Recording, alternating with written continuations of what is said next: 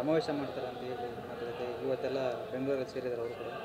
ಏನು ಯತ್ನಾಳ್ ಟೀಮ್ನವರು ಏನೋ ದೊಡ್ಡ ಸಭೆಯನ್ನು ಮಾಡ್ತಾರಂತ ಇಲ್ಲಿ ಎಲ್ಲ ಸೇರಿಸಿ ಎಲ್ಲ ಲಿಂಗಾಯತ ನಾಯಕರನ್ನ ಏನೋ ಒಟ್ಟೆ ಸೇರಿಸ್ಬೇಕಂತ ಅವರು ಕೂಡ. ನಾನು ದಾವಣಗೆರೆಗೆ ಬೆಣ್ಣೆ ನಗರಕ್ಕೆ ಸ್ವಾಗತ ಮಾಡ್ತೀನಿ. ತಂಡ ಅಲ್ಲದು, ಭಿನ್ನಮತೀಯರು ಮೂರು ಮತ್ತೊಂದಿರೋರಿಗೆ ಏನು ಹೇಳ್ತಾರೆ ತಂಡ ಅಂತೀರಿ. ಮಾಧ್ಯಮ ಸ್ನೇಹಿತರು ನೀವೇ ತಂಡ ಅಂತೀರಿ. ಅವರು ನಿಮ್ಮ ಮೇಲೂ ಅರಿಯಾಯ್ತಾರೆ, ಪಕ್ಷದ ಮುಖಂಡರ ಮೇಲೂ ಅರಿಯಾಯ್ತಾರೆ. ಯಾರಿಗೆ ಬಿಡಿದಾರೆ ಅವರು? ಯಾರಿಗೂ ಬಿಟ್ಟಿಲ್ಲ. ಮಾಧ್ಯಮ ಸ್ನೇಹಿತರಿಗೆ ಡೆಲ್ಲಿಗೆ ಹೋದರೂ ಬಾಯಿ ಮನೆಗೆ ಬೈತಾರೆ, ದಾವಣಗೆರೆಗೂ ಬಂದರೂ ಬೈತಾರೆ, ಮೈಸೂರಿಗೆ ಹೋದರೂ ಬೈತಾರೆ. ಅವರು ಲೂಸ್ ಟ್ರ್ಯಾಕಿಂಗ್, ಅವರಿಗೆ ಬುದ್ಧಿ ಭ್ರಮಣೆ ಆಗಿದೆ. ಹಾಗಾಗಿ ಸುಮ್ಮನೆ ಮಾತಾಡ್ತಾನೇ ಇರ್ತಾರೆ.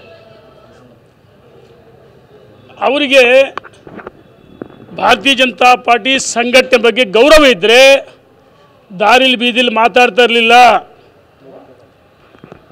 ಅವರ 1 ಪಾಯಿಂಟ್ ಅಜೆಂಡಾ ಯಡಿಯೂರಪ್ಪನನ್ನ ವಿಜೇಂದ್ರ ಟೀಕೆ ಮಾಡಿಬಿಟ್ರೆ ಇನ್ನೇನು ಗೊತ್ತಿದೆ ಅವರಿಗೆ? ಸುಮ್ಮನೆ ವಕಫ್ ನೆಪದಲ್ಲಿ ರಾಜ್ಯದ ಅಧ್ಯಕ್ಷರಿಗೆ ಅಪಮಾನ ಅಲ್ಲ. ಅವ್ರು ಟೀಕೆ ಮಾಡೋದು ರಾಜ್ಯದ ಅಧ್ಯಕ್ಷರು ಮಾಡಿದ್ದು ರಾಷ್ಟ್ರೀಯ ನಾಯಕರು. ರಾಜ್ಯದ ಅಧ್ಯಕ್ಷರು ಟೀಕೆ ಮಾಡೋದು ಬಂದೆ, ನಮ್ಮ ರಾಷ್ಟ್ರೀಯ ನಾಯಕರಿಗೆ ಅಪಮಾನ ಮಾಡೋದು ಬಂದೆ. ಈ ಹಿಂದೆ ನೋಟಿಸ್ ಕೊಟ್ಟಾಗ ನನಗೆ ನೋಟಿಸಾಗಿ ಕೊಟ್ಟಿಲ್ಲ ಅಂತ ಹೇಳ್ತಿದ್ರು. ಫೇಕ್ ನೋಟಿಸ್ ಅಂದರೆ ಯಾರಾದರೂ ಫೇಕ್ ನೋಟಿಸ್ ಕೊಡೋಕ್ಕಾಗತ್ತಾ?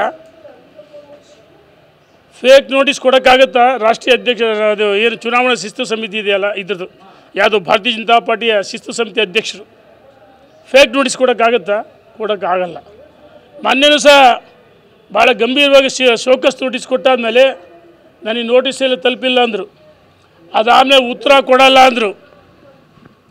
ಅದಾದಮೇಲೆ ಅವರ ಟ್ವಿಟ್ಟರ್ ಖಾತೆಯಲ್ಲಿ ನಾನು ಉತ್ತರ ಕೊಡ್ತೀವಿ ಅಂತ ಹೇಳಿದರು. ಕದ್ದು ಮುಚ್ಚಿ ಅವರು ಕೇಳಿದ ಪ್ರಶ್ನೆಗೆ ಉತ್ತರ ಕೊಟ್ಟಿಲ್ಲ.